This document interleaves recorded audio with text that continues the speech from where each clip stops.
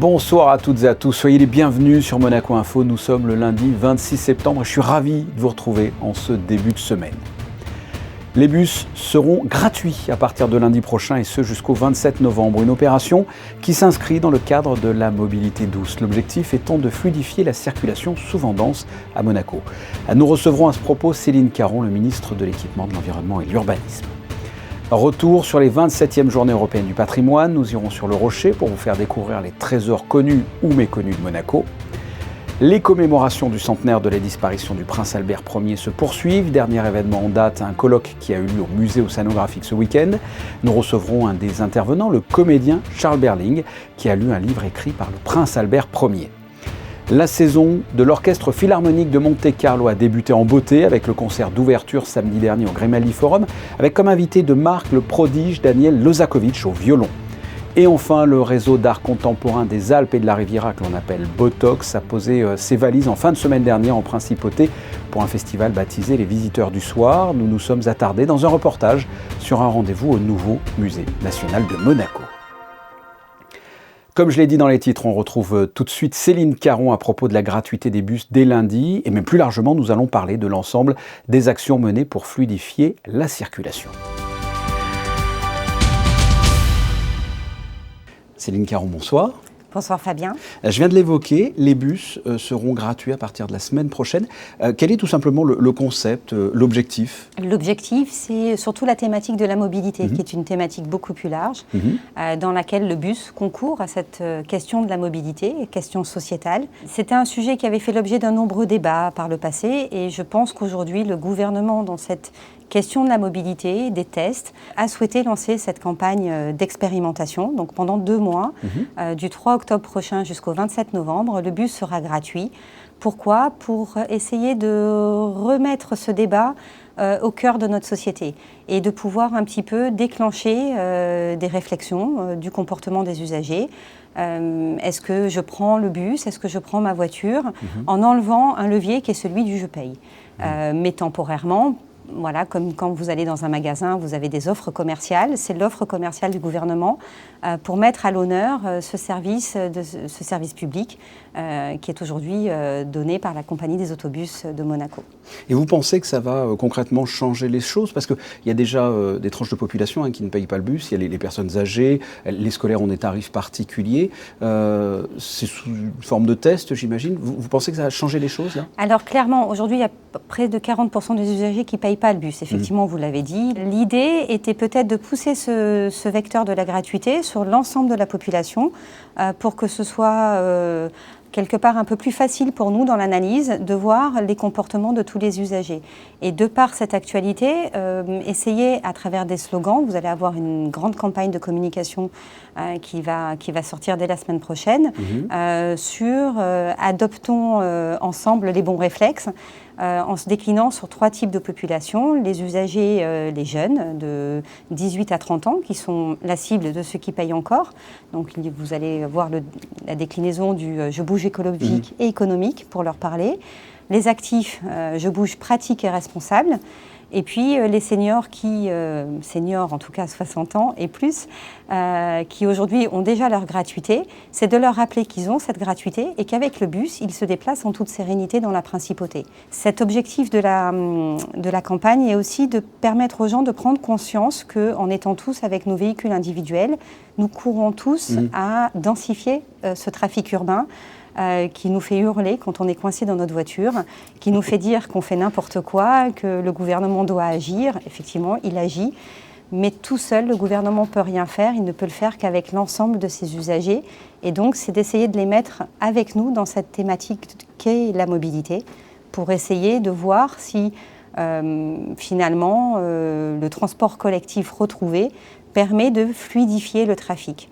Qui dit fluidifier le trafic, évidemment, les bus circuleront plus vite et nous aurons une meilleure vitesse commerciale qui fait partie aujourd'hui des grandes remontées des usagers à l'encontre des bus. Ça ne va pas assez vite. Les bus gratuits, là, pendant 2 mois, il y a d'autres solutions aussi. Qu'est-ce que fait le gouvernement pour cette mobilité douce ? Alors, le gouvernement favorise tout ce qu'on peut faire. La semaine dernière, par exemple, nous avons mis un petit point à l'honneur sur Klaxit et l'application de covoiturage, qui elle aussi concourt à fluidifier et à faire rentrer moins de véhicules en ville.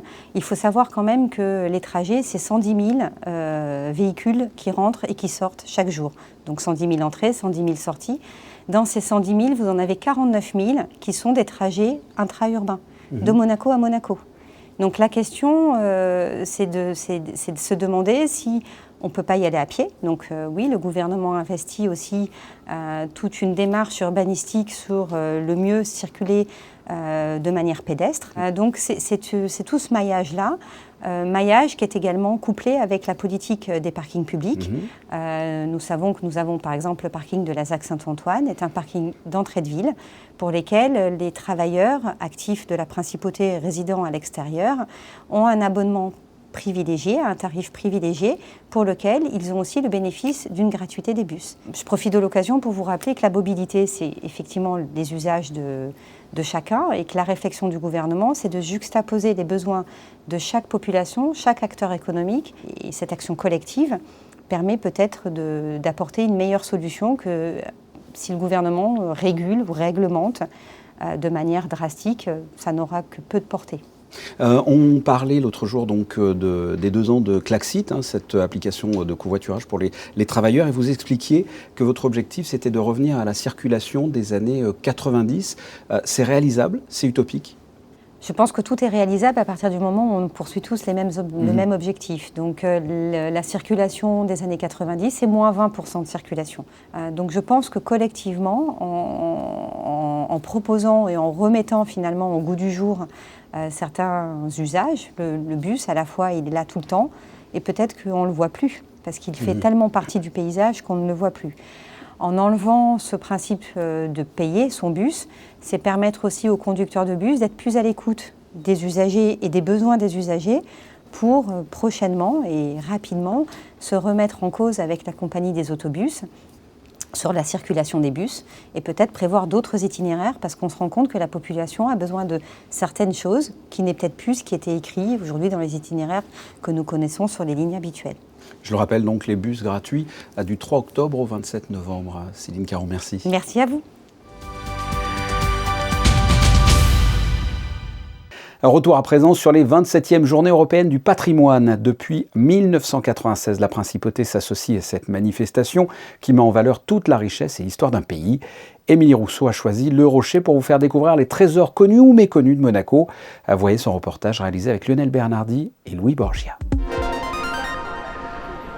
Chaque année, le temps d'un instant, les pays dévoilent leur richesse et leur part d'inconnu lors des Journées européennes du patrimoine. À Monaco, une 50aine de lieux étaient mobilisés pour cette 27e édition. Livrés en main, nous sommes donc partis à la visite de ces sites d'exception et des édifices habituellement fermés au public. Premier arrêt, la résidence du ministre d'État qui ouvre ses portes au public une fois par an à l'occasion justement de la journée du patrimoine. On y découvre un bâtiment de 1894 offrant une vue imprenable sur le port Hercule. Ça a une âme, la pièce principale avec des lustres magnifiques. Tout est très beau. C'est beau, ouais, c'est très soigné. Et maintenant, si on le voit à la télévision, on peut dire on a été là. À quelques pas de là, il y a foule sur la place du Palais Princier. Après 2 ans de travaux, les grands appartements accueillent de nouveau du public. On nous annonce une 30aine de minutes d'attente. Timing parfait, la relève de la garde nous fera patienter avant de pouvoir admirer les fresques datant de la Renaissance italienne et d'explorer les différentes salles. Les visiteurs sont conquis. Que ce soit les pièces de monnaie, les tableaux, les différents écrits, les bulles papales et autres, très impressionnant. Et la qualité des travaux qui ont été faits, félicitations. Vous voulez voir le travail des fresques, surtout les travaux d'Hercule. Voilà. Donc on s'est plongé dans nos livres de mythologie hier pour bien nous remettre dans les détails. Puis nous nous sommes intéressés au service central des archives et de la documentation administrative, un tout nouveau service qui participe aux Journées européennes du patrimoine pour la première fois. Derrière ce nom se cachent 11 000 boîtes d'archives retraçant l'histoire contemporaine de la principauté. C'est pour ainsi dire la mémoire de l'État. On va y trouver toutes sortes de documents depuis surtout depuis le début du XXe siècle, 1911, depuis la Constitution. Et on a aussi un peu de documents du XIXe siècle qui ont été en fait conservés dans les services jusqu'après 1911 et qui ont été ensuite versés au SCADA ou au service d'archives centrales qui était son prédécesseur après 1911. Cette journée était aussi l'occasion de mettre en valeur l'un des patrimoines les plus forts qui marque l'identité du pays, la langue monégasque avec la chorale Uncantinda Roca. Et parmi la cinquantaine de lieux ou d'institutions à découvrir pour cette journée européenne du patrimoine, l'association de Fil en Aiguille a présenté à l'Hôtel de Paris une exposition de ses plus belles pièces brodées. Et parmi les visiteurs et visiteuses, la présidente d'honneur de l'association de Fil en Aiguille, qui n'est autre que son Altesse Royale, la princesse de Hanovre. Les commémorations du centenaire de la disparition du prince Albert Ier se poursuivent. Ce week-end avait lieu un colloque au musée océanographique. Son thème, les carrières d'un prince, vie et territoire d'Albert Ier de Monaco. De nombreux intervenants se sont succédés pour mettre en lumière les différentes facettes de celui qui régna sur Monaco de 1889 à 1922. L'acteur Charles Berling a été l'un des invités de marque de ce colloque. Il a notamment lu un livre écrit par le prince Albert Ier. Il est notre invité ce soir. Il est interviewé par Émilie Rousseau. Bonsoir Charles Berling. Bonsoir. Prince savant, prince navigateur, prince humaniste, prince mécène, nombreux sont les qualificatifs pour évoquer le règne du prince Albert Ier. C'est un personnage dont vous avez découvert l'ampleur de l'action à la faveur de cette année de commémoration ? Oui, tout à fait. J'ai découvert mieux un personnage que je connaissais mal, à vrai dire. Et comme vous le dites, il a agi sur plusieurs fronts. Et depuis plusieurs années, là, avec la scène nationale que je dirige à Toulon, on travaille avec le musée océanographique de Monaco. Et c'est à cette occasion que j'ai pu comprendre l'énorme travail qu'il a fait en tant qu'océanographe. Et ça rajoute, vraiment une corde à son arc et pas des moindres. Qu'est-ce qui vous l'a le plus surpris ou que retiendrez-vous du prince Albert Ier ? Je vous assure que ça me rappelle quand j'ai travaillé sur Magellan ou sur des grands découvreurs comme ça, des pionniers, où j'avais eu la chance de jouer Pierre Curie, par exemple. Et donc, à la fin du 19e et au début du 20e, de voir ces scientifiques, le courage qu'ils avaient, la curiosité, comme vous le dites, c'est un humanisme profond, un humanisme qui raconte qu'à travers la science, eh bien, on peut mieux découvrir le monde et au fond, mieux le respecter. Oui, vous aviez aussi découvert le prince Albert Ier sous son règne de prince pacificateur. Vous aviez d'ailleurs prêté votre voix pour le documentaire Un combat pour la paix. Ah oui, pour moi, c'est l'année Albert Ier, c'est clair. Donc, j'ai maintenant beaucoup d'affection pour ce prince et c'est vrai que, comme beaucoup, je pense, qui le découvrent, parce qu'on se souvient plus des caricatures sur la roulette, sur le casino, et on s'aperçoit que c'est beaucoup plus que ça, donc ça fait vraiment plaisir. Et je crois qu'aujourd'hui, d'autant plus, vu l'urgence qu'il y a à travailler sur la sauvegarde des océans, eh bien, son travail est particulièrement, cet esprit pionnier est particulièrement précieux et il faut raconter ça. Il faut raconter à quel point on peut être émerveillé comme il l'a été par les fonds marins. Et vous êtes sensible à son message, au message également du prince Albert II en faveur de la protection de l'environnement. C'est un thème qui vous est cher également. Je suis très heureux que Albert II reprenne cette dimension humaniste, cette dimension, au fond, cette foi dans l'avenir, donc ce travail, ce combat pour la sauvegarde des océans. Et c'est vraiment, c'est beau justement que le prince Albert II, qui porte le même prénom, eh bien, soit à ce point à la pointe de ce combat. Et vous vous trouvez d'ailleurs dans le temple de la mer. Oui, le musée océanographique, c'est un musée qui est très, très accueillant, très chaleureux. Donc nous, avec la scène nationale de Toulon, comme on a une thématique qui s'appelle Passion Bleue, justement pour éveiller la curiosité, l'émerveillement de la mer, eh bien, il était logique qu'on devienne très copains avec le musée océanographique, et c'est le cas. Charles Berling, on a le sentiment que Monaco et vous, c'est une très belle histoire d'amitié, c'est le cas? Oui, c'est vrai, je trouve cette principauté qui est pas loin de chez moi, eh bien, au fond, elle a des aspects extrêmement sympathiques, et surtout, je trouve ça beau que Caroline, Albert, Charlotte aussi, enfin ceux que je connais le mieux, eh bien, profitent, disons, de leur situation, profitent de leur pouvoir pour faire avancer des choses comme la culture, comme l'océanographie ou la sauvegarde de l'environnement. Vous êtes extrêmement sollicité, j'imagine, et toujours sur tous les fronts. Quelle est votre actualité de cette rentrée, Charles?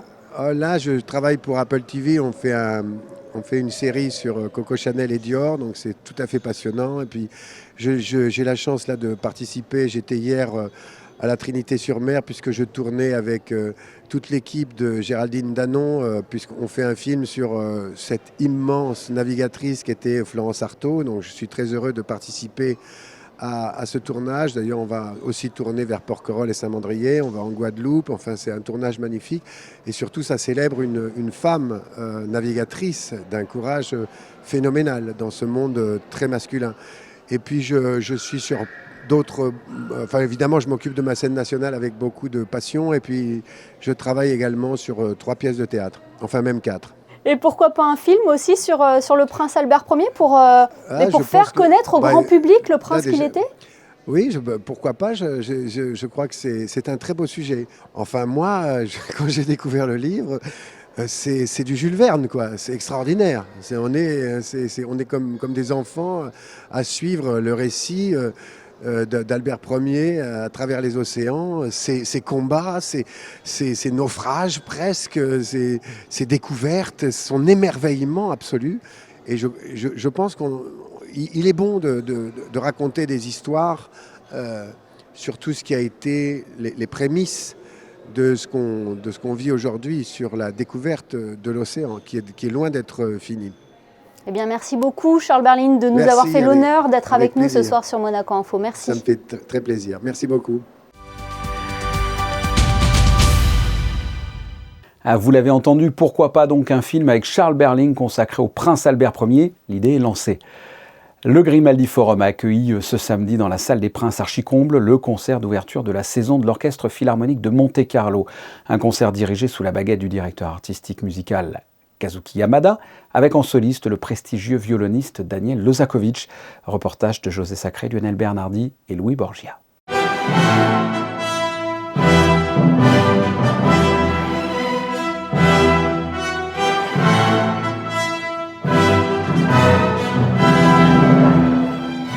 La 9e symphonie dite du Nouveau Monde de Dvorak, c'était samedi 24 septembre au Grimaldi Forum, au cœur de la musique, le concert d'ouverture de la nouvelle saison de l'Orchestre Philharmonique de Monte-Carlo sous la direction de Kazuki Yamada, avec également au programme le Carnaval romain de Berlioz et le réputé très difficile concerto pour violon en ré majeur de Tchaïkovski, avec en soliste Daniel Lozakovich.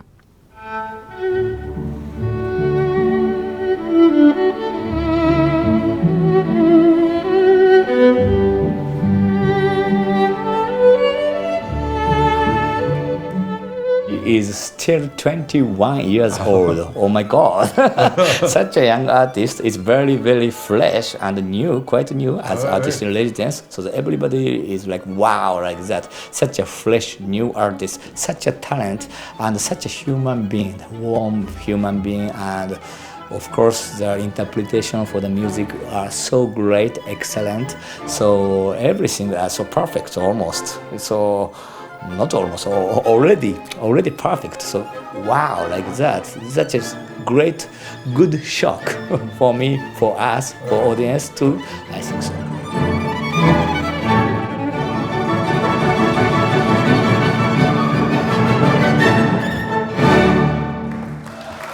Après ce triomphe au Grimaldi Forum, Daniel Lozakovich, choisi comme artiste en résidence par Kazuki Yamada, reviendra jouer à Monaco le 6 novembre prochain, le 5 mars, et dans la cour d'honneur du Palais Princier.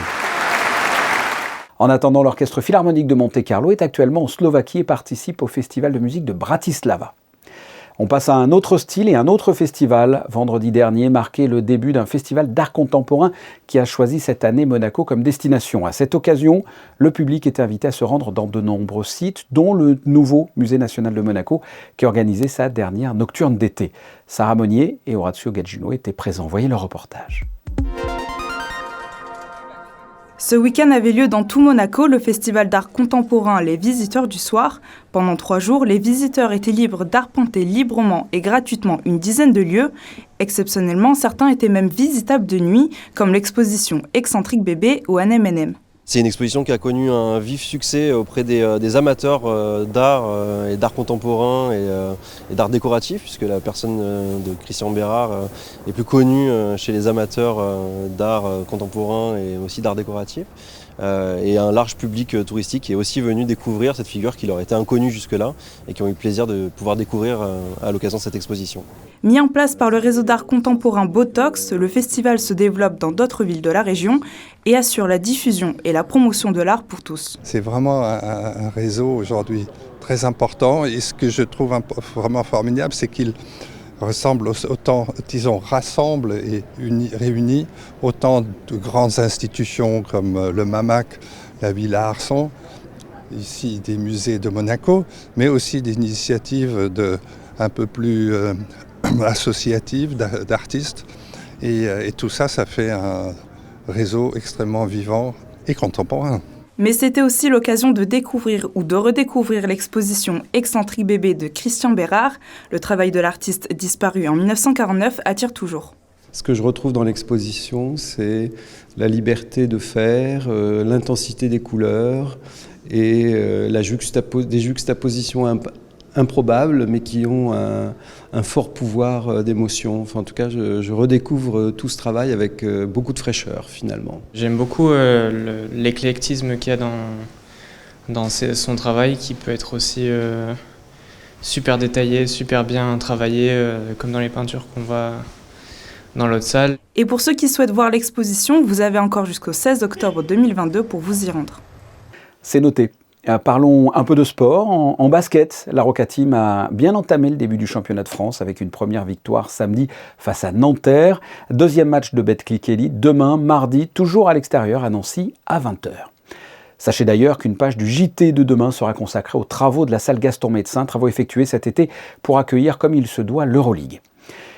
Et en tennis, un 4e titre ATP pour le représentant monégasque de Coupe Davis. Hugo Nys a remporté en double avec Jan Zielinski le Moselle Open en battant en finale leur adversaire en 2-7, 7-6, 6-4. Un point météo à présent avec vous, Vanessa Dessy, bonsoir. Bonsoir Fabien, bonsoir à tous. Eh bien, le ciel sera dégagé, le soleil restera bien présent sur le territoire durant toute la journée. Les températures seront légèrement en baisse, elles iront de 12 à 22 degrés. Le soleil se lèvera à 7h21 et se couchera à 19h21 et nous fêterons les Vincent de Paul. Saint Vincent de Paul, né à la fin du XVIe siècle dans les Landes, il repose dans la chapelle des Lazaristes à Paris dans le 6e arrondissement. Merci Vanessa. Les photos de fin de journal de Stéphane Dana sont consacrées aujourd'hui au concert d'ouverture de l'Orchestre Philharmonique de Monte-Carlo dont on a parlé dans cette édition. Ce journal est terminé. On se retrouve avec un grand plaisir demain à 19h. En attendant, passez une excellente soirée. Au revoir.